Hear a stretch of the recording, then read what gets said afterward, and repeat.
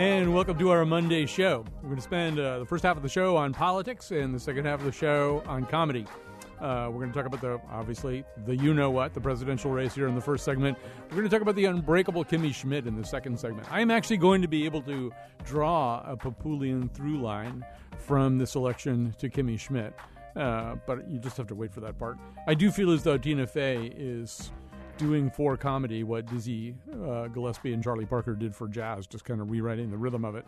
So, did I say Dizzy Gillespie and Charlie Parker? I didn't transpose there. I'm in one of those cerebral states today where I may say even more things that don't make sense. So joining us right now is Andrew O'Hare, senior writer at Salon. He's been writing about the election, and most recently he's written a column. I think we've all been through presidential elections to which our immediate reaction was, well, lesser of two evils, or none of the above, or is there anybody else running? I mean, we've actually had that feeling if we've been through enough of these cycles at other times. But this is different. The net negatives, which is the number of people who like you minus the number of people who don't like you, of these two candidates are unprecedented, Andrew writes. Trump, I think, last time I looked, was clocking about negative 33. And Hillary Clinton was clocking around negative 21. Now, they're not the nominees yet. They're just they're both, essentially front runners for the nomination. But there doesn't seem to be a candidate who isn't struggling with some pretty significant negatives. And certainly to have these two people be the front runners raises a question. How did we get here? How did we find ourselves in this position? So, Andrew O'Hare, how did we get here? How are the front runners two people who have such incredibly high net negatives as to have essentially no parallel that you could find going back 200 years? Yeah, it's an extraordinary turn of events. I mean, you don't want to fetishize these opinion polls and say that they tell you the whole story, because they never do. But, the CBS News, who are a fairly reputable organization, has been asking this question since 1984. What is your opinion, favorable or unfavorable, of the leading presidential candidates? And they haven't had anybody in that time span come close to either of these two. So it really is an extraordinary turn of events. And I think the answer to your question is, it took a long time for us to get here. It took a dysfunctional political system over the last 50 years gradually falling apart. It took the two parties ignoring what was happening to them, ignoring the fact that both of them in different ways were losing touch with their base, and pursuing a politics of sort of paralysis and triangulation. And here we are. One of the parties is in obvious disrepair and chaos in a state of virtual civil war. And the other one is, I would say, more quietly and more politely going through a version of the same thing. And even though the two I got castigated a lot for comparing Donald Trump and Hillary Clinton, when the only point that I was making is that it's remarkable that they are the two leading contenders to be the next president, officially at least, and more than 50% of the public in both cases doesn't like them. I mean, in some ways, yeah, it took decades and decades and decades to get here. And then in another way, you could say that our politics have been set up for a long time to serve the interests of the citizens of a pretty hegemonic country, right? A country that sort of led the world in almost every possible category. The greatest military power, well, we haven't stopped being that, but the greatest economic power too, and a country that was able to call the tune, and a country that was able to offer some of its citizens in the lower socioeconomic ranks a pretty clear ladder up out of those ranks. And so those are the things that have changed. And some of them changed slowly, Andrew, and then some of them changed much more rapidly starting around 2008. I'm wondering how much of it is just the fact that neither party's message, or at least the mechanics behind that message, really addresses the reality of the United States in 2016. I think that's very well put, and I think you're right that it simultaneously took a long time, and that has changed a lot more recently with the economic downturn, the crisis of 2008, coupled with the total paralysis in Washington, the Republican policy of blocking anything that President Obama wanted to do. Whichever party you agree with, that was a prescription for disaster. I think for both parties ultimately. And I agree also. I think this is a very important point that neither party has quite grasped the nature of economic life on the ground in the United States, which is a loss of relative privilege. You make the excellent point that for many years, the working class in this country, especially if you happen to be white, had a very clear ladder to lead from relative poverty to relative wealth. That was possible for several generations of people. And I think that both parties have lost sight of the fact that on the ground that feels untrue to people now. It feels like that has been completely lost. And,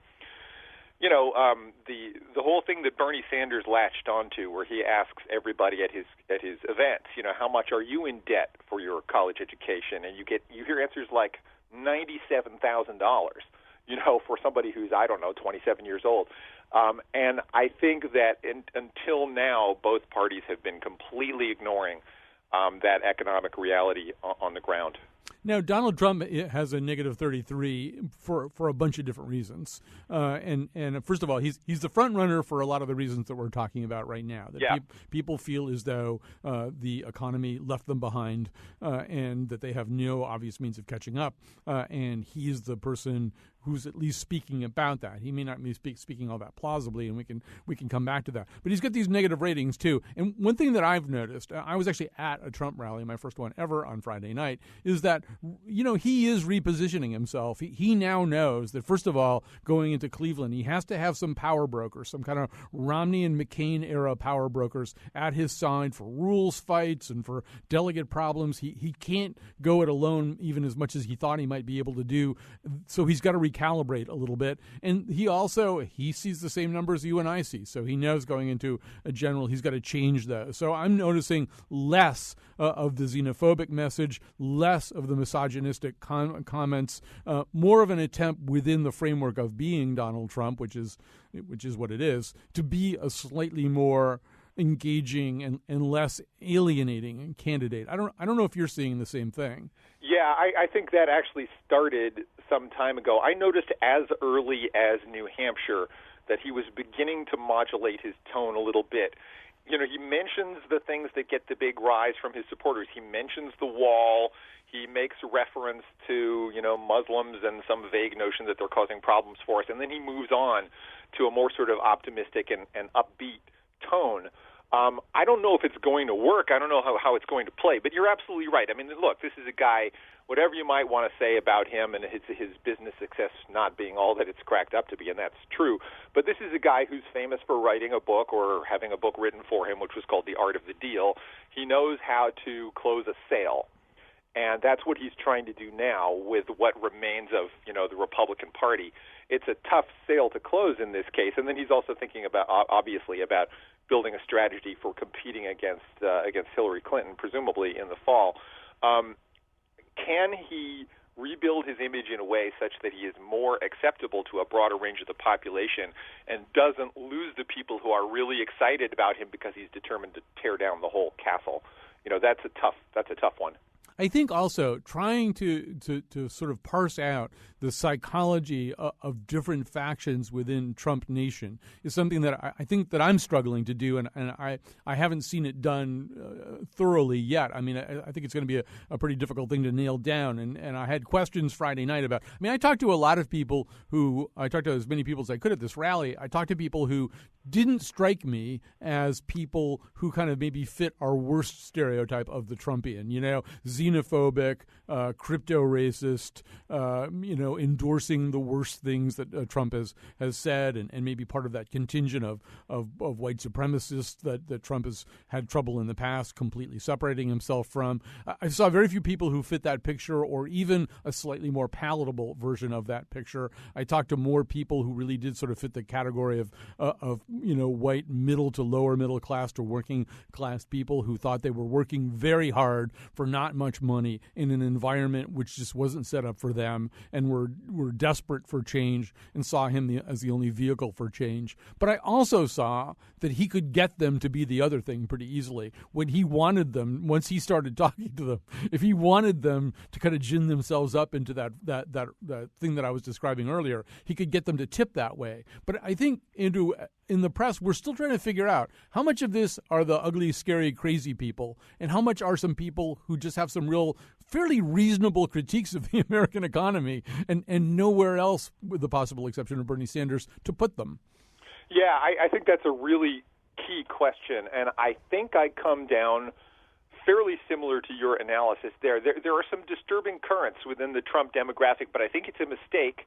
I think it's a mistake to say that it's all a whole bunch of neo-Confederates and neo-Nazis where the primary concern is racism or white supremacism. I think those issues are so intertwined with a sense of deprivation, of relative loss of privilege, that is based on some real, actual, material facts, that it's very difficult to tease those things out. And most of the time, most of the Trump voters that I've encountered have been much closer to what you're talking about. I met a lot of Trump voters in New Hampshire where there are very few people of color of any description in that state, and they mostly weren't concerned about immigrants or Muslims or any of those things. They felt like the economy had left them behind, and this was the only guy who was talking about it. And I think for a variety of reasons, they were people who simply weren't comfortable voting for Bernie Sanders, cultural reasons maybe. And I think that the media defaults maybe a little too easily to painting everybody with this who supports Trump with this brush. We have a real problem in this country with how we relate to class and how we relate to the working class and how we segment people based on race and racial attitudes. And I think it's a really complicated phenomenon. I think it's dangerous to dismiss the Trump demographic too simplistically. Yeah, I mean the other half of that, like I walked out of there thinking, well, I didn't really meet any real monstrously horrible people. I talked to people who were basically the people who were installing the garage door next door to my house or something. And on the other hand, one of the things that we know is that people who do feel very, very betrayed by the political system and by the structure of the American economy rarely sit there thinking, well, I don't know whose fault it is. Maybe it's my fault. Maybe I dropped the ball somehow. That's just sort of not how people react. So offered a possible enemy, offered a possible target to push back against, it doesn't take much for them to get fired up. Sometimes it's Hillary Clinton. That's talking to one uniting force among Trump supporters is they seem to regard her as the spawn of Satan. We recorded a little bit of just back and forth with vendors, demonstrators, Trump supporters outside the Hartford Convention Center on Friday night. Here's what it sounded like. Anybody's hungry, let me know. I got a Hillary KFC special. 2 fat thighs, 2 small breasts, and a left wing. Add church and buttons here. Hillary for prison. Hey, there's a Bernie burnout. Got a Bernie burnout. You haven't been looking in the mirror recently, have you? I'm not a burnout. No, but you're selling stuff from China, right? No, I'm not. Most of Trump's stuff comes from China. No, it doesn't. Yeah, it That's does. what you get for listening. Look at all those high-owned hotels. Yeah? I think New York City. Yeah. Hey, you know what do you call a guy that gets dirt on Bernie? An archaeologist. That's funny. He's at the Vatican right now. He's at the Vatican right now. Yeah. Flew there last night after the debate. Yeah. He landed and spoke at the Vatican today. Another guy that wants everything for free. So a little back and forth between protesters, vendors, people like that. We're talking to Andrew O'Hare from Salon right now. So since they're talking about Bernie being at the Vatican and about Hillary, maybe we can shift focus just a little bit here. It does seem as though the current frontrunner status of Hillary Clinton is a slightly different animal from Trump. I mean, in some ways, this is the embrace of a set of party mechanics as opposed to the outright rejection of it. I mean, the reason that somebody with pretty high negatives like Hillary Clinton seems to be the front runner for the Democrats has more to do with the failure of the Democrats to produce a more palatable candidate and the inability of the party mechanisms to reject the unpalatable candidate. Yeah, and it is a funny turn of events because they're almost negative images of each other. The Republican Party is imploding and is getting the outsider that they didn't want. I think the party establishment is still very uncomfortable with the prospect of a Trump nomination. On the other side, we have a party mechanism that is functioning approximately as it was intended to, and is the front runner who has all the money, who has the deep institutional roots and all the connections, appears to be in the driver's seat to this point. That could still change, but I think it's unlikely. And I think the problem was that the Democratic Party never produced an alternative candidate, and so they're facing this peculiar situation where a guy who hasn't in his whole electoral career been a member of the Democratic Party is the leading opponent, which creates an obvious problem. And I think that in the case of Hillary Clinton, the reasons for her negatives, I want to be clear about that, are very, very different from the reasons for Trump's negatives. They're not parallel in that way. No, although, actually, we should take a break and come back to this. I think, but I would say before we take the break that some of them have to do in each case with what are perceived personal liabilities, right? That, a lot of Hillary Clinton's, the sharp negatives sometimes have to do with the sense that maybe she's not entirely truthful or that she's some kind of arriviste who is, trying to claw as much money for herself as she possibly can from places like Goldman Sachs. That there are some similarities here anyway. But let's have a little break here and then more of Andrew O'Hare after this. If there's only one president, it's either he or she. But if we had two presidents, how much better that would be. I'm running for president, won't you run with me? All right, we're back. We're talking to Andrew O'Hare. He's a senior writer at Salon. We're talking, of course, what else do we talk about on Mondays? We talk about the weekend in politics and what's going on here. So, Andrew, in your piece, one of the questions that you raise is whether or not these two candidacies with their high negative ratings are one-offs or part of some permanent trend. So, I mean, looking at Sanders, we could say, well, in some ways it was ever thus, whether it was McGovern or Jerry Brown or Howard Dean. There's always somebody basically running on the left of the Democrat, and Bill Bradley would be another one, running on the left of the Democratic Party, running against the power structure, whatever it's perceived to be. And that Bernie Sanders is a slightly more exciting, in a certain way anyway, and more unorthodox version of that. But it's not going to be that different, and whatever happens in the next, in between now and November, 4 years down the road, the Democratic Party is not going to look all that different. And then the other argument is now this is some kind of fracture, which is going to heal in a very different way. And I sense that you're in the latter camp, that you feel as though some kind of paradigm shift is going on here. And to be honest, I've kind of waffled on that question, but I think you read me correctly. Where I'm coming down at the moment, I think that there's a lot of danger for the Democratic Party, a lot of significant prospects for a major rupture in the Democratic Party. And partly it's the thing that we were talking about earlier, the fact that they haven't understood the extent to which the grassroots population that supports Democratic issues generally, supports Democratic candidates generally, feels kind of left behind by the party as it now exists. And as I also mentioned in my piece, both parties have ignored the existence of the independent bloc of voters, which are a far larger group than people who identify as either Democrats or Republicans. And they essentially behave as if those people are Democrats or Republicans who haven't signed on with the party. And one of the things that the Bernie Sanders phenomenon demonstrates is that it's not quite that simple. And that it is, I think, possible, not guaranteed, but possible, that the fracture that Sanders represents is more significant than those other candidates that you're talking about, because he has rejected the campaign finance system, because he has rejected the way that the Democratic Party has structured itself, and he has obviously appealed to a young generation of people with little previous experience in politics who may not want to go back to the sort of center-left, top-down management style, which, let's also say this, has failed miserably. Look at the country between the coasts, where, approximately close to 40 of the 50 states, I think it's 39 of the 50 states, have, one or the other house or both controlled by Republicans and or a Republican governor. And that's a massive change from even a decade ago.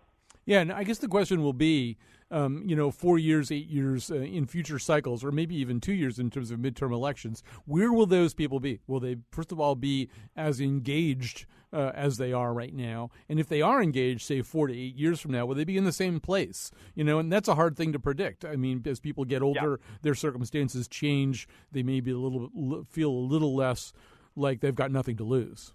Yeah, it's an impossible thing to predict, and I think that I understand the argument that this is just a blip, that we're going to go back to business as usual. But no, my fundamental read on this is that both parties are failing to represent the American people. I think that's where I come down. And the fact that in the Gallup poll this year, fewer than 30% of people identified themselves as Democrats, and that's the first time ever. The Republican percentage is lower still than that, but 29% are called themselves Democrats in that most recent survey. And in an election year, it normally goes up. Mm-hmm. You normally see party identification increase during those cycles and then decrease during the off years. And to have it go in the other direction, I think that's very significant. And, you know, when looking at the Republican Party, I mean, I feel as though not for nothing did they start out with this Cheesecake Factory menu of like 17 different candidates. Because, and I think a lot of that has to do with the fact that when you're running towards such a limited demographic, in other words, they really still haven't found a way to talk to very many young people. They haven't found a way to talk to anybody of color. They struggle also with women in certain circumstances. You know, then you've got to get all of what's left. You essentially have to go and try to capture all of what's left. And it's tough for one candidate to do that. And even with the three left standing, you know, you have Cruz, who's basically going to be popular in certain parts of the country and probably in certain concentrations in certain parts of the country. He's kind of a rural candidate in a certain way, and his message is going to go over a lot better there. Kasich is very suburban. Here in Connecticut, you can really see that. He's going to run really strong in the suburbs. And Trump has tried to become the kind of Ronald Reagan Republican who could maybe get some people who weren't in the fold. And talking to his supporters, I'm noticing some of them do come from either urban or almost semi-urban areas, the sort of the border areas right around cities. Yeah. And you know, he's got a slightly more urban feeling message. But whether those three messages can coalesce into anything down the line, I think is very suspect. Yeah, I mean, it's the most obvious thing to say in 2016 that the Republican Party is in trouble. I think they're going to have to kind of, you know, burn down the village in order to save it, and I don't know what that's going to look like down the line. I don't have any doubt that if you started from scratch and built up a sort of pro-business, low-tax party where you could get rid of the, you know, overt racism and xenophobia, you know, that sort of sounds like the Republican Party of 1972 or something. I don't have any doubt that that's a party that could have some success, just in sort of analytical terms. Whether they can accomplish anything like that based on the ruination that they're looking at right now, I have no idea. And I think Trump's, you know, if Trump gets out, if Trump loses a general election or doesn't get the nomination and goes away or goes rogue or whatever, I do think he's going to be hard to replicate in a way. One of the things that he's done very well has almost nothing to do with his ideology. I mean, listening to his speech on Friday night, it was something close to 98% process. And by process, I really mean just the process of running for president. He talked almost exclusively about his dealings with the media, about how much he doesn't like Ted Cruz. Yeah. He mentioned coming down on the escalator with Melania 2 or 3 times over the course of the speech, how many people they have in the crowds, whether their crowd size is underreported. I mean, just on, and very, very little substance and very little call for any substance. And you realize this is a guy who, first of all, understands how interested Americans are in process. He was in reality television, which is all basically about showing you, like breaking down the wall and sort of showing you how things happen as opposed to showing you the things that are happening. And he's just a very gifted performer. He's even, you know, one of the things I was noticing on Friday night, too, is, you know, you've got to have a great voice. If you're going to run on rallies, if rallies are going to be your big thing, you've got to have a voice that doesn't wear out, and it's got to sound kind of good when you're yelling. And he won the genetic lottery on that one. He just happens to sound pretty good yelling. And so, you know, you put together all that kind of stuff plus whatever weird reverse charisma he has, they're not going to be able to go down into Frankenstein's laboratory and make another one of these that has slightly more palatable politics. No, I think not. This is whatever happens with Donald Trump. It's a one-time phenomenon. You're absolutely right. He's a great showman, and he is almost more of a meta candidate than an actual candidate. Nobody expected the meta candidate to get to this point, and I think he doesn't know what to do now. I've thought that all along, that Donald Trump himself was not sure that he wanted to win the nomination, not sure that he wanted to be president. He's probably smart enough to know that none of the things he's promising can actually be accomplished from the White House. So what he does with that information and with the current front-runner position, I have absolutely no idea. But he's a businessman. He knows how to make it up as he goes along. You know, Yeah. you didn't think he was going to get the permit for this golf course. Well, it turns out they can build it after all. Now he's just hiring the landscaping architects and stuff like that. I think he's going to figure it out to a certain degree anyway. Andrew O'Hare, so great to talk to you. Thanks so much for joining us today, Andrew O'Hare. Read his stuff in salon.com. It's terrific. Before we go to the fundraising, I got to tell you, first of all, Thursday will be Hillary Rodham Clinton Day. She will be visiting Connecticut. And Friday will be Kasich Day.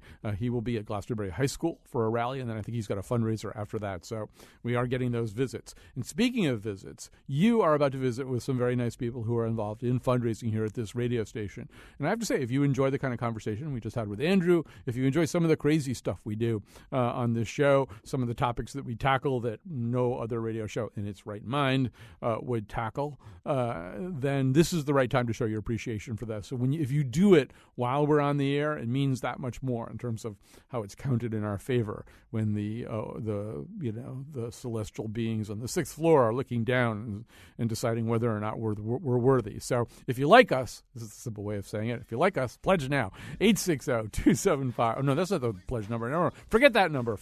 They'll tell you the number. It's 1-800. 284-5788 584-2788. I did it from memory, but I didn't do it right. It doesn't make any difference what I say the number is. Listen to them say the number. The key here is you've got to pledge. Go at WNPR.org, too. That's the other way you can pledge.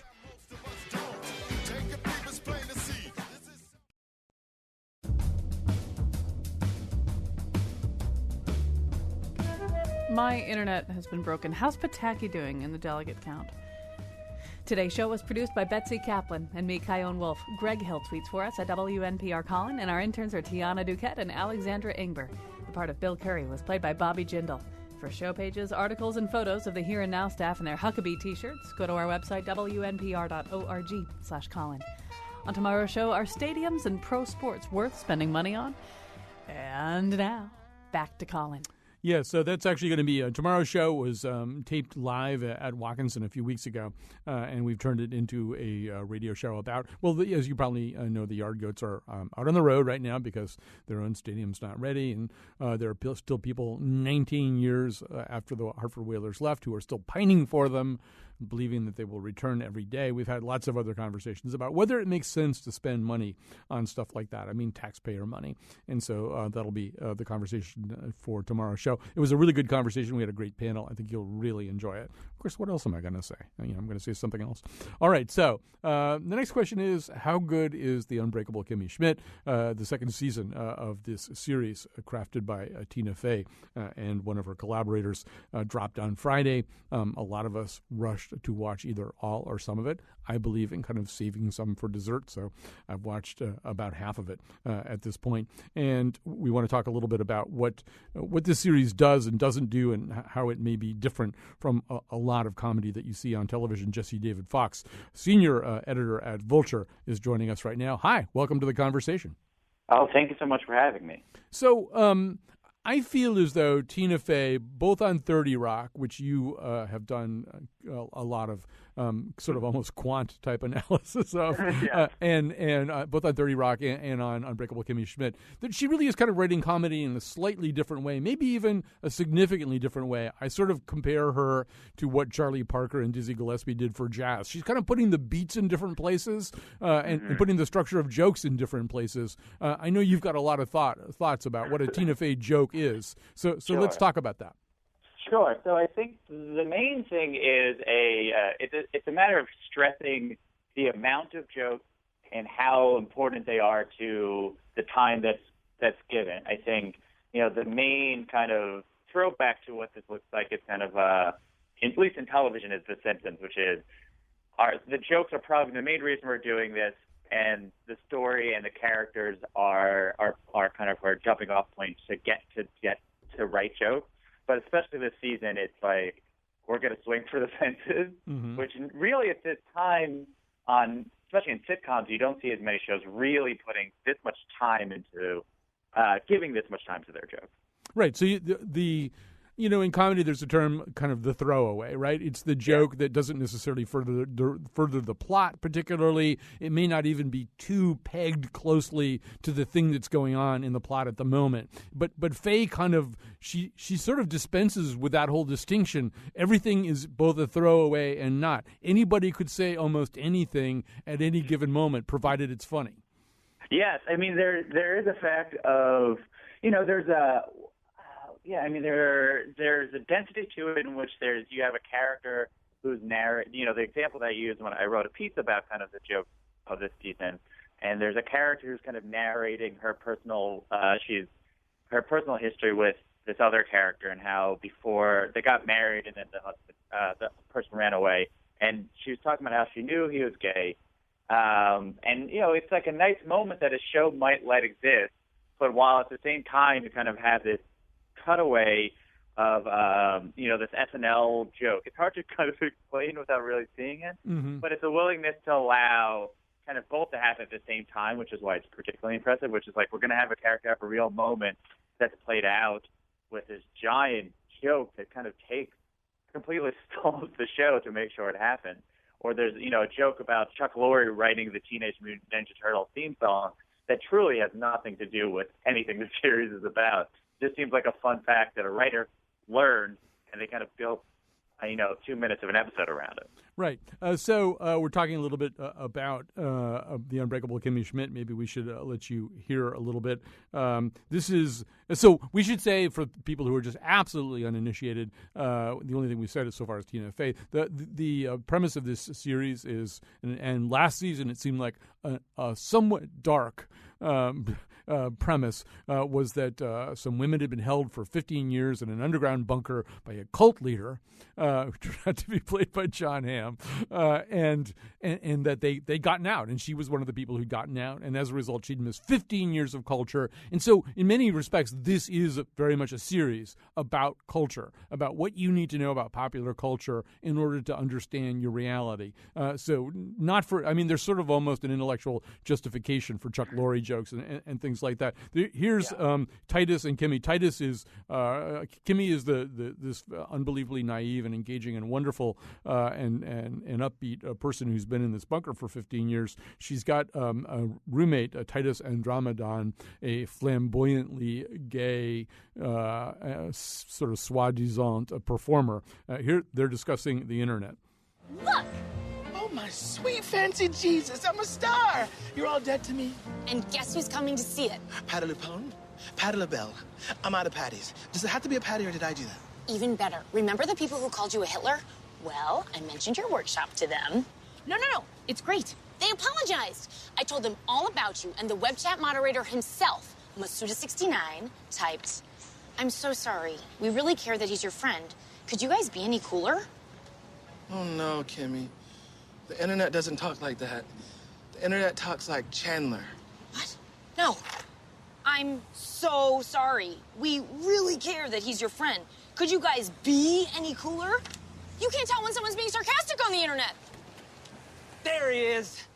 So there's a piece of culture being explained by another piece of culture. This is very typical of what the series does. Although I would say that the episode in particular, that episode in particular, is the closest I've seen, Jesse, to the series almost venturing into traditional sitcom waters. It almost allows itself a moment of redemption. This is Titus Andromedon is doing this one-person show, and part of it has to do with him having lived a past life as a geisha. As a result, this triggers this wave of hostility on the internet from people who are basically saying that this is politically incorrect, it's exploitive, it's horrible, and then they watch it and they're moved by it. It seemed talk about a series with no hugging, no lessons. This series goes Seinfeld one better, but this was like as close as they ever come to something like that. Yeah, well, I'll say one thing about that one joke, which is particularly also double funny, is Robert Carlock, the person who created the show with Tina Fey, wrote on Friends.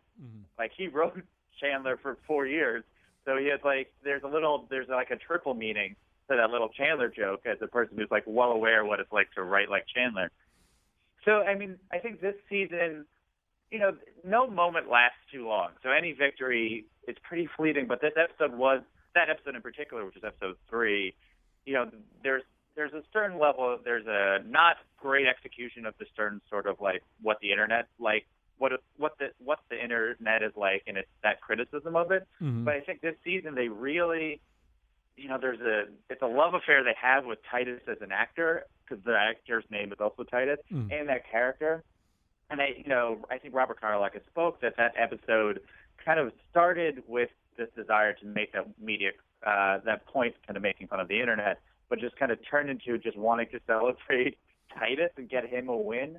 Because there's a romantic arc with Titus. There really is a character development, but because the show is so dense with jokes, it kind of flip it in here and there. But it helps that the actor Titus, who's playing an actor named Titus, is so good at displaying a humanity in the brief moments that they allow people to have that in that show. Mm-hmm. And this season in particular, it's a real powerhouse performance. But it made me question if he is the best kind of Tina Fey creation. Like, is he better than Alec Baldwin, now like legendary turn as Jack Donaghy? Like, is this Titus character the best that she's done? Well, and so that, in your piece, there was one part of your piece that I utterly understood the point that you were making, and I think you also would concede the opposite of that point. One of the points you make is that she kind of does, or she and Carlock do, writer's jokes, in the sense that you really are noticing the writing. Wow, somebody wrote a terrific joke and somebody else just said it. Go ahead, yeah. Yeah, and I mean, it's one of my favorite things in the world. I'm just a person who loves jokes, and I love when shows kind of disregard things. I mean, there's the example that I often will use, and 30 Rock will do this all the time. There's a complete fluidity of the type of things characters know. You just have dumb characters making such intelligent references. Mm-hmm. There's a time where Kimmy Schmidt shows up. Kimmy's there, and then Jane Krakowski's character is like, "Oh, I thought that was a Jeff Koons sculpture of Ronald McDonald." Like, why would that be something that she has at her disposal? Or she makes a Rem Koolhaus joke, which is so dense and has such clever wordplay. It's not something a human would say, and definitely not the characters they established. But because there's this kind of flexible reality that is this kind of Tina Fey tone that she has, which is, again, it's similar to the Simpsons tone, where every once in a while Homer was allowed to say things that people from Harvard wrote.